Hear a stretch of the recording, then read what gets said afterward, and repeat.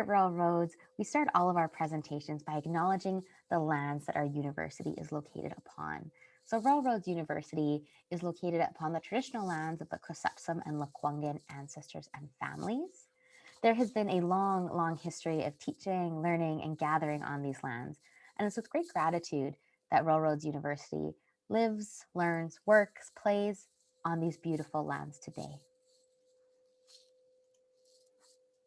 So we are here to chat about our Master of Arts and Graduate Diploma in Learning and Technology. My name is Selena Kunar, and I'm an Education Advisor here at Railroads University. I'm joined by some wonderful folks who are going to help navigate the questions and some program information today. So starting with Dr. Elizabeth Child, the program head of our MA Learning and Technology. Thanks so much for being here, Elizabeth. You'll also be able to see that we have Bev Hill joining us as well. Bev is part of our enrollment team, and she'll be in the chat box helping to answer any questions that come up throughout today's session. So you've learned a tiny bit about who we are, and we'd love to know a little bit more about all of you. So if you feel comfortable, let's take the chat box for a spin. Please let us know, where are you joining us from? What's gotten you interested in the MA or Graduate Diploma in Learning and Technology? And perhaps, what are you hoping to get from today's session? That'll help us understand who's in the room and what information to focus on throughout our session today. So while the introductions are coming in, I'll just briefly look at how we're going to spend the rest of our about half an hour, 40 minutes today. So next, we'll pop into a quick exploration of the Railroads University experience, head right over to a brief program overview, and get to the question and answer. As we're moving along, please pop any questions that come up for you in our chat box. While we will leave time at the end of the session to really dig deep into the questions, pop them in as we go, and that's a great way to get us started. So with that said, I'm actually going to open up our chat box and see who we have joining us today. So we have Bev, Elizabeth, a chilly day in Victoria. We have someone from Toronto, Hannah from Burnaby, Arlene from Sherwood Park, Alberta, Anna from Kelowna, interested in the diploma/single courses as well. Very cool, Anna, thank you. Elizabeth, sharing a link to the Mallet program page. This program page is so neat. You're able to right away see the courses, assignments, readings, and some student blogs as well. And Elizabeth has also shared that there's a fairly active hashtag RRUMallet if you want to see what folks are chatting about. We have Brooke from Victoria, Candace from Alberta, and really hoping to find out about intake dates and deferral. Very cool. Thank you so much, Candace. And we have Monica from North Vancouver, following graphic design for instructional designers at this time. Very cool, Monica. Thank you all so much for being here.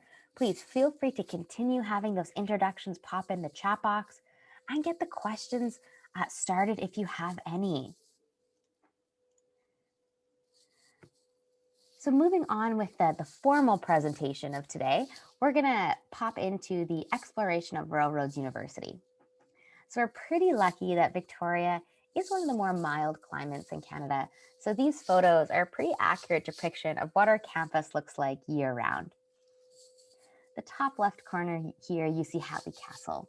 You may recognize it as its claim to fame or films such as X-Men, Deadpool, and a few Disney franchises as well.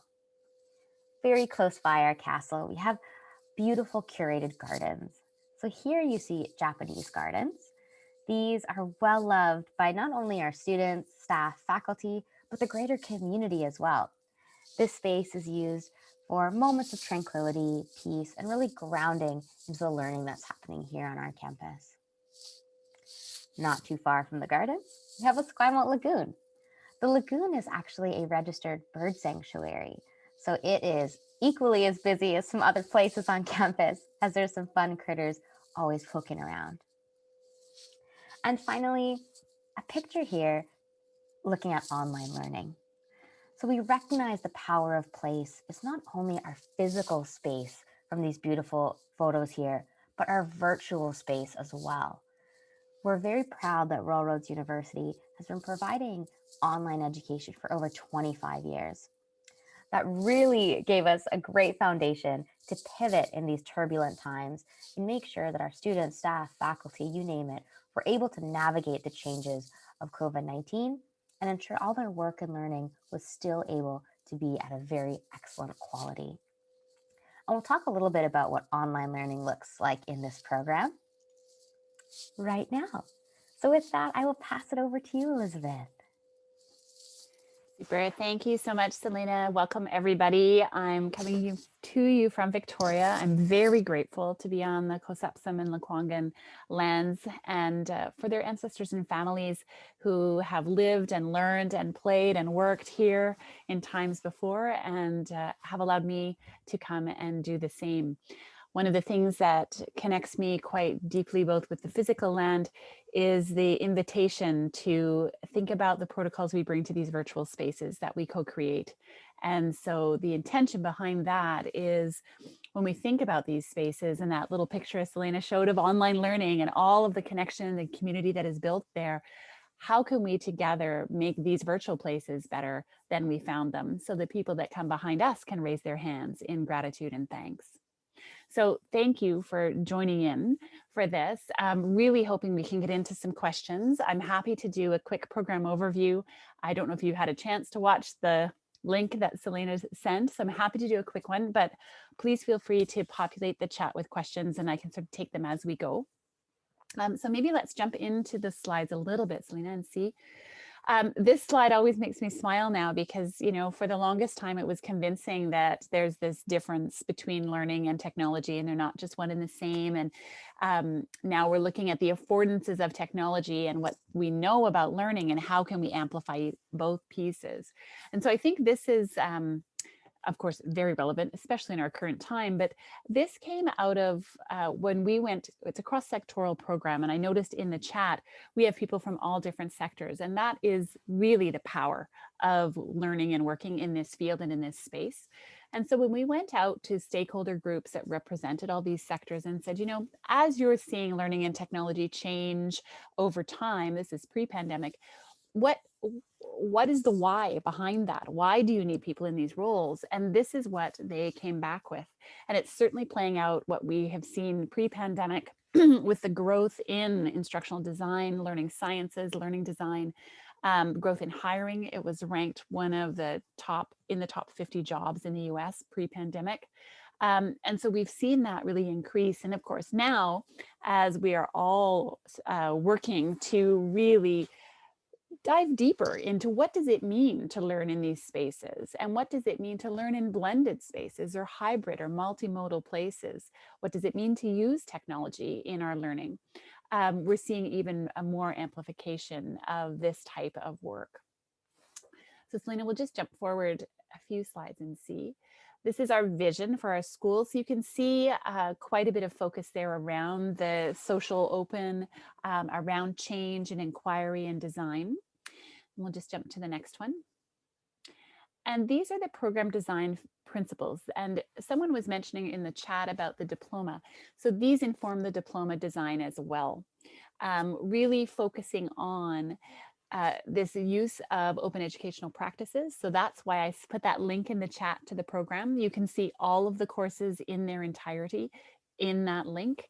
You can go into every assignment description. You can see the rubrics. You know, you can jump in and see the readings in most courses. Some of them are still through Moodle, but all of our readings are, there are no textbooks. They're all zero textbook cost courses. So the readings are open or they're accessible through the library database.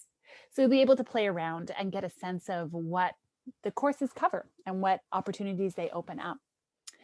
I'm just looking, Candace has a question around sort of tuition and how do you structure the financial and the payment fees. And I'm wondering, Bev, if maybe you can jump in the chat and speak a little bit more directly to that. Just jumping to the next slide. We've got our learning outcomes here, but maybe let's take us, Selena, to the sort of that picture slide that gives a sense of the program. Perfect. Oh, there we go. So you may or may not have seen this, but I'm just picking up on the diploma sometimes when you come into higher ed again, when you've been out for a while, just doing the good work, it's hard to remember what do you do with these credits and how many are there and what's a course and all of that. So the diploma is 18 credits. And what that means, each course in the program is 3 credits. So you're taking 6 courses for your diploma. You're taking the same 6 courses as the master's students would be, and at the same time. So everybody is together taking these 6 courses. And then in the master's program, there's an opportunity to do 3 different completion pathways that you have choice for. You can also, many people start with the diploma because they're just not sure. And then they decide, you know what, actually, I quite like this, or I've found a way to fit this in with my schedule and my life, and I'd like to keep going. And that is always an option too. So in the completion pathways, there's the standard master's thesis, which is collecting data from live human beings, primary research. But there also are 2 others, and they're the ones that the majority of people choose. One is an applied research project. So you are doing, in some ways, you would kind of frame it as a systematic lit review and a needs assessment. So you have a question that you're investigating by looking into the literature, and you're also investigating it in your context by talking to up to 5 people. In the consulting project, you would be able to do something where you're consulting the literature and you might be creating something for your organization. And to do that, you're consulting with up to 10 people. And you can see examples of all 3 of these completion pathways. I'll put the link in the chat in a moment. We start with a virtual symposium for the master's degree. It's open to anybody. It's a public, open, Creative Commons licensed space. And so it starts this year, April the 12th. And in there are 3 tracks. It's a conference, a virtual conference.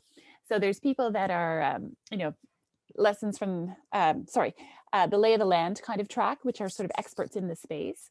There's a track that's stories from the field, people that actually do this work in the different sectors, talking about projects that they're working on, challenges that they face, opportunities. And then there is the student track. And so in the student track, people present on what their completion projects are. There's also a Padlet in there where you can see what people did for their consulting project. What did they do for their applied research project? There's recorded sessions. All of this is recorded. So the past 5 years now are all recorded. There's lots of professional development there if you have time to dip in. But it's a great way to get a sense of both the types of conversations that happen in the program, access to some wonderful speakers, and then also to get a sense with the end in mind. What do people do at the end of this? Because often a master's itself seems like a very big mountain. The end of it seems even bigger. And so it's nice to be able to take some of that myth and mystery out of it and just be able to see what people did and hear them talk about their projects. I'm just scanning the chat to see if there's anybody in here that has any questions yet. So feel free to jump in and ask if you do.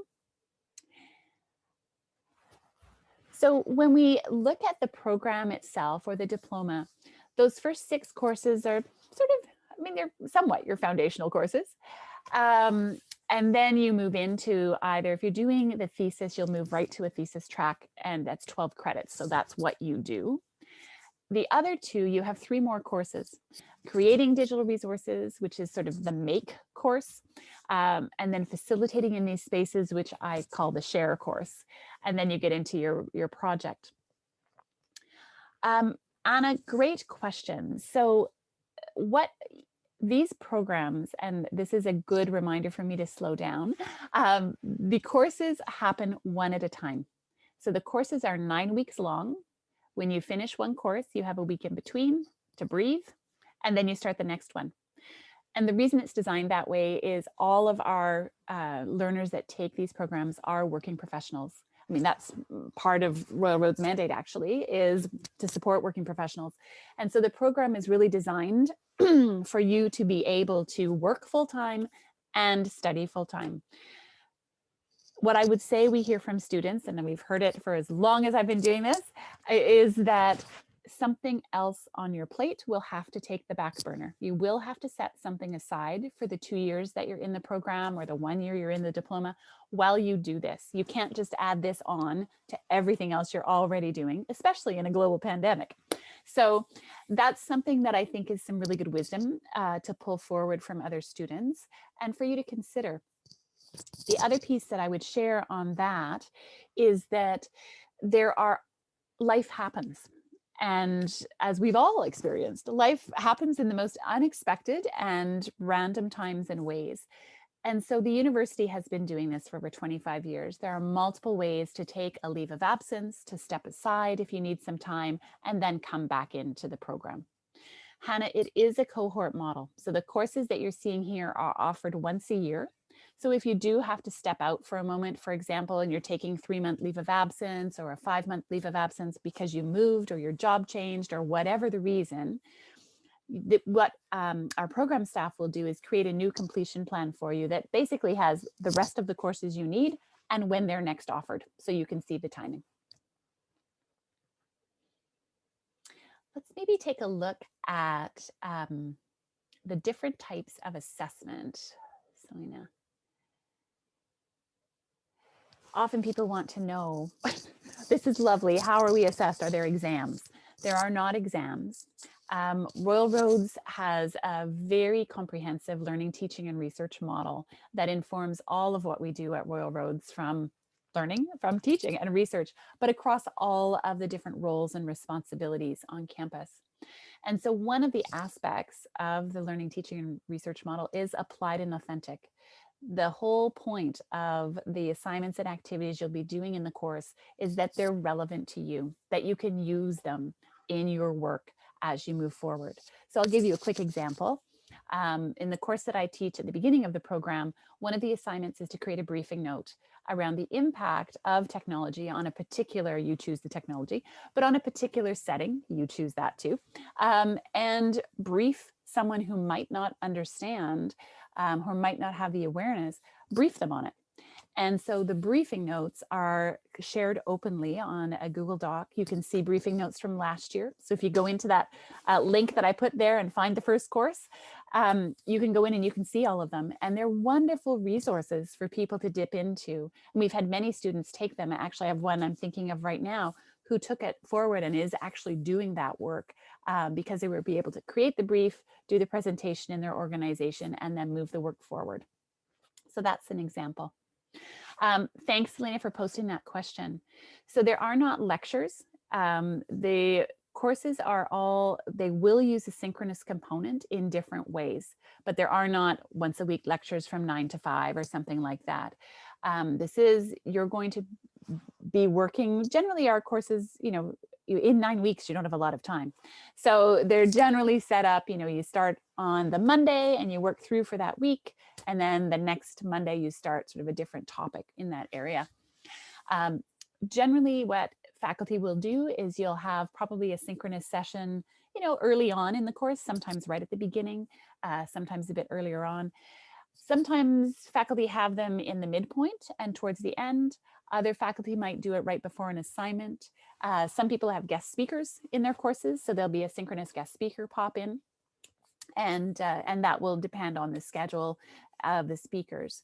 We do record all of our synchronous presentations. You are not required to attend, but we strongly encourage it because, as you know, when you're in a synchronous session, you can ask those questions that happen on the fly, as opposed to passively sitting back and just listening. So we strongly encourage it, but we also recognize that people's lives may need to change or you're not able to make it at that time. And so then it's just your expectation or your requirement to listen to the recording and come back and be part of the conversation. So you'll see when you go into that program page, the different schedules in the courses, you'll see sort of where they've got synchronous sessions, and it changes each year depending upon who's teaching and depending upon guest speakers and things like that. There will be activities that you'll be required to do every week in the course, and every course has a team assignment. Sometimes that falls at the beginning of the course, sometimes middle, sometimes towards the end, but you will be working in teams, and the teams may or may not be cross time zone. We have people currently in the program that are overseas in both Europe and Asia, as well as across North America in the different time zones. So there will be teamwork in every assignment. There's amazing team support resources at Royal Roads. We have a teamwork site, and this program has a team coach assigned to it. So you'll be able to tap into the expertise of the team coach, and they're scaffolded through the program. So at the beginning, there's support around building a team charter. How do you work together initially as strangers coming to know each other around a common deliverable in an assessed formal education way? And so they've been doing some great work, the team coaches, and you'll see them as you move through the program. There's also, of course, the individual assignments, self and peer assessments, and reflections. The contribution piece, maybe Selena, can we just pump back to how these courses are set up? There we go. So, sorry, the one with the ecosystem, that one. So you'll see on the left the Mallet program page, which is that link that Selena put back in the chat. And then with all courses have a companion Moodle shell, and that is used differently by each course. Sometimes that Moodle shell, certainly in the one that I teach, it is used, that's where you put your assignment, and that's it. All the courses are in the Mallet program page in WordPress, because one of our design principles is open educationally practiced. And so our courses are open, Creative Commons licensed, anyone can see them. Other courses, for example, the research course, may have one or two discussion forums in Moodle so that you're discussing something behind the wall. You're not out in the public open and venue discussing, you're actually in behind Moodle, because perhaps you've never thought of a research question before and you might not want to brainstorm that out in the public domain. You may, and so that is also your choice. But you'll see the backing and forthing between the two. So let me just catch a couple of these questions that Selena's popping in. One is around a grasp of specific technologies or softwares. No, this program is not a software program. So if you're looking to learn how to do Adobe Captivate or Camtasia or anything like that, this is not that program. Those are handled so well at colleges for software orientation type programs. This is really about the intersection between learning and technology, and how can we critically use what we know about the best of those worlds and bring it together. So the softwares that are used is WordPress is your course site. You will also have a student blog. Every student has a blog in the program, and there's support for how to set up your blog. We spend a lot of time in the first course talking about digital identity and presence, and how to set up your blog in this space, knowing it will change over time as you move through the program. We use Moodle at Royal Roads, so that's where your assignments will be and some of the more course-based private discussions.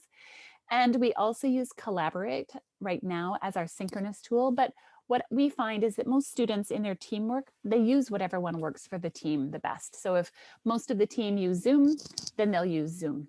So it really does, you can customize that piece. In terms of the textbook cost, there are no textbooks cost. This is zero textbook cost program. So all the resources that are used are open educational resources, open journal articles, open textbooks, or they're articles that you can access as part of your Royal Roads Library database, and that's part of your tuition fee. Thank you, Bev, for jumping in around the time that it takes to do. That's great. I'm just wondering if we want to move ahead a little bit. Sure, I can do that, Selena. So the diploma that was on the slide earlier was the Diploma in Learning and Technology. But there are all these other ones too. So the Diploma in Technology Enhanced Learning Design, this is where you have to follow the ladder a little. I have to follow the ladder a little. So at the bottom, we start with the Graduate Certificate in Instructional Design, not because it's the bottom, but I'm just saying that's a place to start. And a grad certificate is 3 courses, 3 3-credit courses, so 9 credits in total. So many people start there because they just want to test the waters. They haven't perhaps worked at a graduate level before, or it's been a long time and they want to start there. At that point, that particular certificate is connected to the Diploma in Technology Enhanced Learning, and they can choose to keep going and do the Technology Enhanced Learning Diploma, graduate diploma. So they would take another 3 courses. Those other 3 courses are in the Masters in Learning and Technology program. So you can see those 3 in there. Anna's asking software programs. So Anna, I'm not quite sure what you mean about single courses in the master's program. If you, in the Masters of Interdisciplinary Studies, if you're accepted into that program, then they are able to take 3 courses. They can choose up to 3 from this program as some of their, as they do their personalized interdisciplinary studies. But we do not have any courses that you can just take one of. The graduate certificate in instructional design would be the exception. There are some courses there that are offered through general studies. And with respect to that one at this time, no, there's no software programs that required. When you start at Royal Roads and when you start in any of these programs, you do what we call the link and you do the Launchpad. The Royal Roads Launchpad will give you a sense of Royal Roads, what is it, what services are available to you, how to access Moodle, how to access Collaborate, that type of thing, and the supports for it.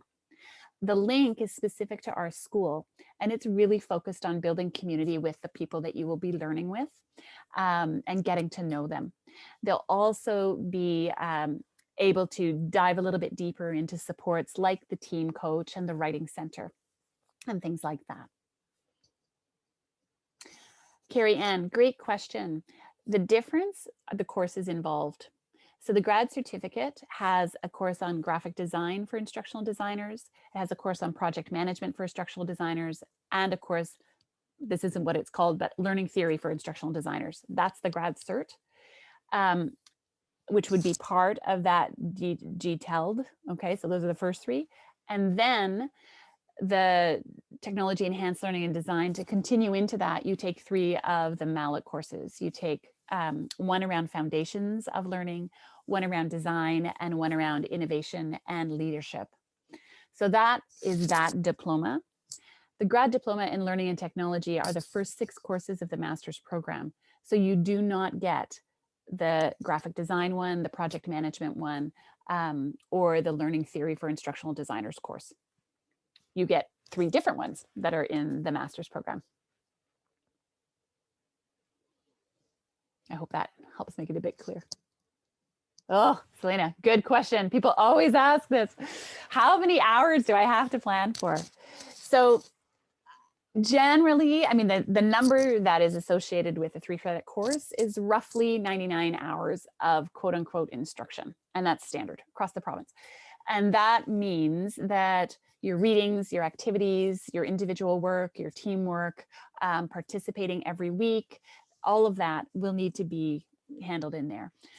So when you do the math in a 9-week course, you're looking at about 10 hours a week. What we hear from students is they've just given themselves the gift of taking a master's. They've made a big commitment. They're making a sacrifice by setting something else in their life off to the side. And so they spend more time because they get into it. And I think that's a great thing, but I think you also have to balance, of course, for you. Does it mean that you can do everything this Sunday night before moving on to the next week on Monday? No. It does mean that you do need to check into your course every day along the way. Sometimes it's checking in to someone's blog and posting a response. Sometimes it's working on an activity with your team. Sometimes it's working on an individual activity, or sometimes it's doing the reading so that you can participate in a conversation that's asynchronous over that course of that week, or of course doing the larger assignments. So everyone sets that a little bit different for themselves. For example, some students have shared, they get up at 5, and from 5 to 6:30 in the morning every day is their time they spend on their master's. Other people can't do that. They work in the evening and then spend a little more time on the weekends. Some people do an hour a day at lunch because that works with their schedule. And then they spend half a day on Saturday and another half day on Sunday, or the whole day on Sunday. It really does depend. And that's your ability to personalize it, right? That's the ability for you to say, okay, here are the tasks for the week. here are the synchronous sessions, or here's my meeting with my team that I can't miss. All of those other pieces I can fit in and around the things that I have on my work calendar and my personal calendar and my responsibilities.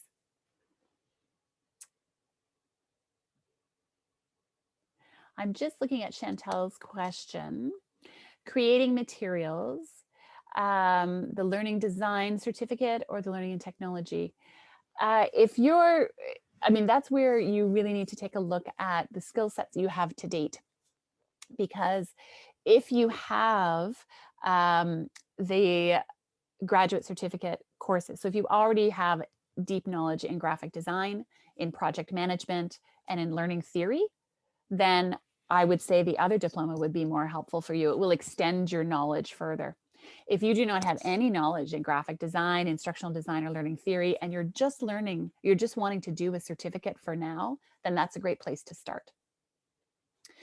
So Monica, the outcome job opportunities, whether it's a grad diploma in learning enhanced design or learning and technology, will be the same. They're both in the field of learning and learning design, ed technology, instructional design. There's about 50 different ways that you can frame this field. So the job prospects are the same. The difference is the granularity of focus, right? So if you really do need to know everything about graphic design, that is not a course in the Diploma of Learning and Technology. But if for what you want to do in your role, that's an important piece, then the Diploma in Technology Enhanced Design would be more appropriate for you. So it really does depend what you're trying to achieve by moving forward in this way. And I'm happy to talk more about people's specific situation.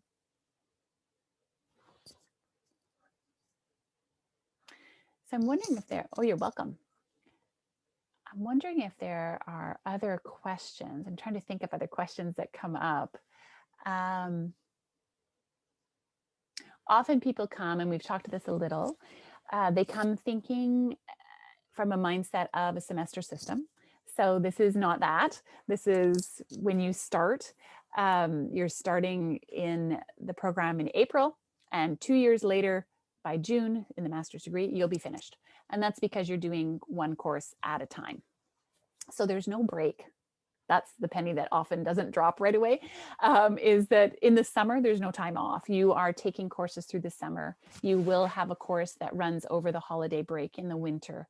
You will have a course that runs over, you know, your spring break, for example. And so it's important as you're thinking about planning for this to really take a look and see, okay, good, this is where my heavy times are in my work.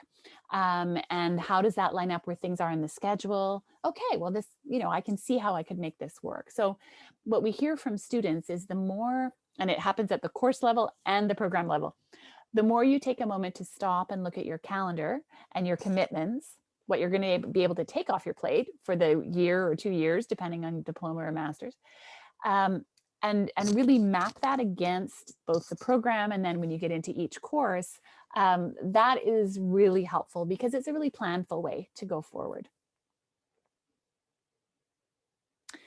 Carrie Ann, good question. So the best person to reach out to, we have the Enrollment Advisor, which are great because they hear all kinds of questions. And so they can definitely be that first touch. I think, Selene, would you agree with that? Be that first point to touch base and really start to suss out the questions. And then if they have any questions, they'll point you to me and we can have a conversation and talk a little bit more. So Monica, great. So learning design for online learning. I think what you'll want to then take a look at is in the Learning and Technology Masters, take a look and see when you look at that link, go into the first 3 courses, see if those courses are going to be relevant to you. The other piece I would say as a differentiator between the diplomas and the master's degree is the master's degree, it's a master's. It's a research-based master's degree. You will take 2 courses in research. So one will be an introduction to research, and that's basically critical reading and writing. Right? So that is learning how to read research, learning how to write research, and learning how to be a consumer of research. The second course, the advanced research course, is where you're learning how to be a producer of research, because you're going to be creating research. You're going to be doing your applied research path or your digital learning consulting pathway. So in the graduate diploma in learning and technology, you will have an introduction to research course, and it will really focus on you as a consumer of research and critical reading and writing. In the other graduate diploma, there is not a research course. So that's, I think, an important piece. Anna, super great question.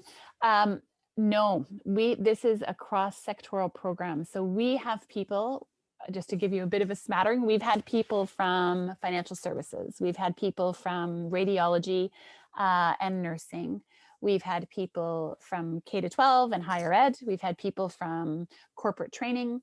We've had people from social not-for-profits. We've had people, I'm trying to think of others, Department of Defense.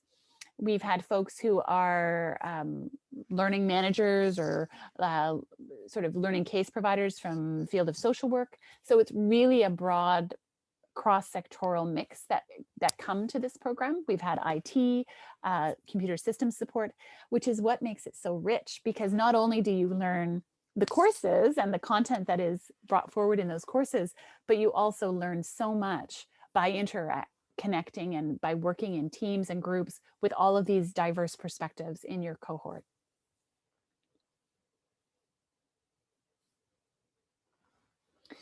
So I'm just checking. So Beth, is it possible to transfer credits? Bev will probably be able to answer that more directly. There is, you can put forward for consideration of transfer credits, and then there's a process that the courses have to go through to see if they're equal to some of the courses in this program. Alberto, the master's degree is just over 2 years.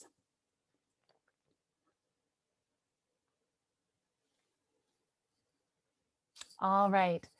So I'm going to pass you over to Selena to run through the application process so that you can get a sense of how to apply.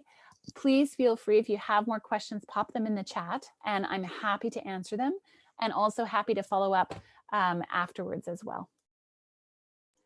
Amazing. Thank you so much, Elizabeth. That was almost a lightning round of Q&A, so I so appreciate you navigating that for all of us. Now, as Elizabeth mentioned, we're going to take a spin through the application process. And with that, we'll talk a little bit about the admission criteria as well. So here at Railroads, we have 2 admission pathways. One being standard admissions, which you see here.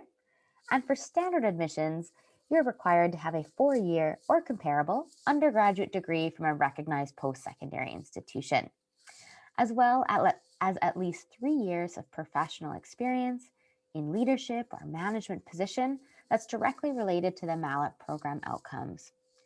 And you'll see the little asterisks there, and that's because if you navigate to our website, you'll be able to see a really wonderful definition of all the different things that could count as leadership or management experience. Here at Railroads, it's not only your academic background that we're interested in. We're interested in your professional background, your personal background, all the things that have gone into making you you. And you'll see that reflected in our definition of leadership experience as well. And where that is reflected most brightly is here in our flexible admissions pathways as well. So flexible admissions is for those candidates who may not have the traditional academic background, but who have significant work experience in the field. So for flexible admissions, a minimum of 7 years of work experience with a minimum of 2 years of professional experience in leadership or management positions that directly relate to the learning outcomes of the Mallet program.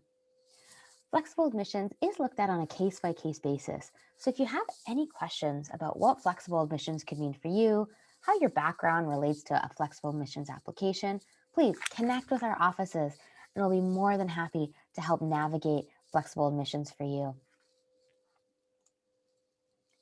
So looking a little bit more at the pathway of how exactly do you go about applying? Well, it begins with an online application. And that application has a fee of $126.28. And once that application is in, you then have a portal that opens up we're able to submit some supporting documents. So looking at our supporting documents, you begin with official transcripts. Official meaning that they do need to arrive at our institution sealed. A personal statement. This is a wonderful piece of the application process as it really helps you drill down to, why am I interested in the Mallet program? How can the Mallet program help me proceed with my professional goals? We then move to our detailed resume. And then finally, 2 letters of reference.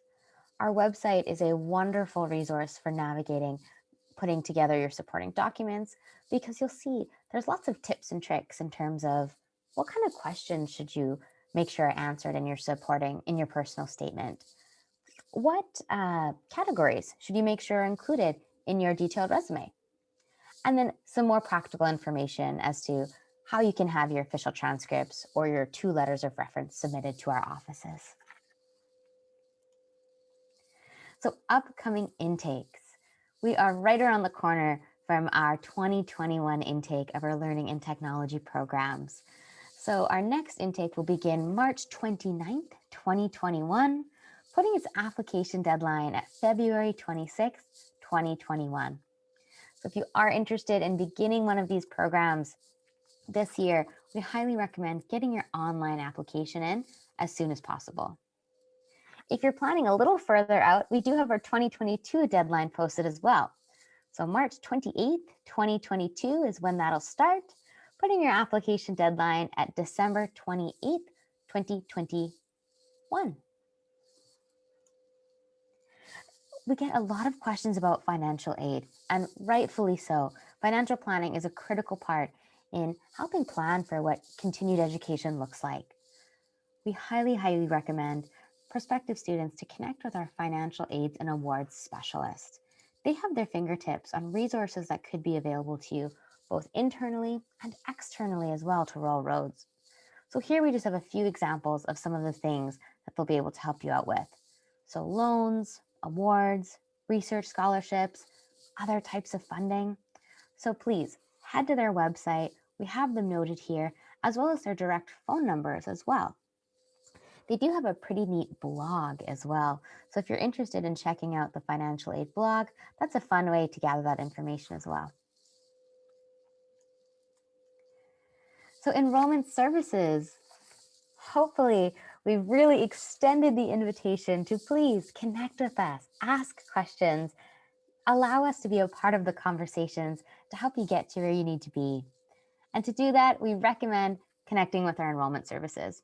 Bev is just one beautiful example of the team here on campus who is excited to continue the conversation with programs such as these we talked about today or any others on our campus as well.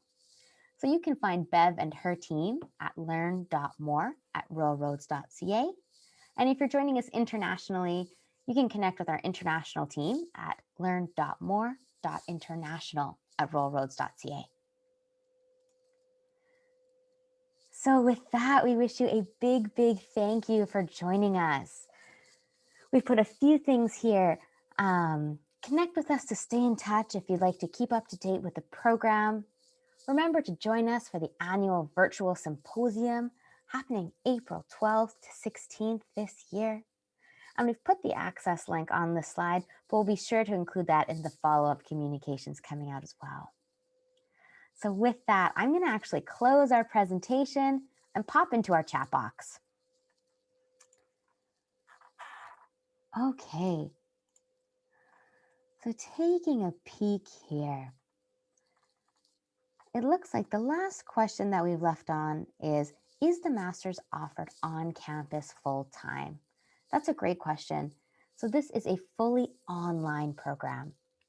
Oh, as I see Elizabeth has shared later in the chat box. And then some questions around arrival of transcripts and specific questions relating to the application process. If you feel that there's a question you have specific to you, please do not hesitate. Connect at learn.more@ruralroads.ca or learn.more.international@ruralroads.ca, and you'll get connected with our enrollment team. They're the ones who have their fingertips on the information to help you navigate the application process, but also help you navigate what program could be best for you. While we talk specifically about our Master of Arts in Learning and Technology today, as well as the Graduate Diploma, as you saw, we have a few other programs within this suite of learning and technology as well, and then some other ones included under the School of Education and Technology. So Bev and her team are a great resource to help explore that. So looking in the chat box, it looks like we've come to a close on the questions for today. So a big, big thank you once again for everyone for joining us and for those of you who are watching the recording. We'll be sure to get the recording and any follow-up resources. We actually have a webinar that's really fun. It's with some current students who share their experience of undertaking a master's program in learning and technology through a pandemic. And then we also have a great webinar that focuses specifically on each of the 4 programs within learning and technology, how they're different, how they're the same, why would you be interested in one? So we'll make sure to share those as well if you'd like to take a peek. So we wish you a great rest of your morning, afternoon, or evening, depending where and you're watching this from. Thank you, everyone. Bye-bye.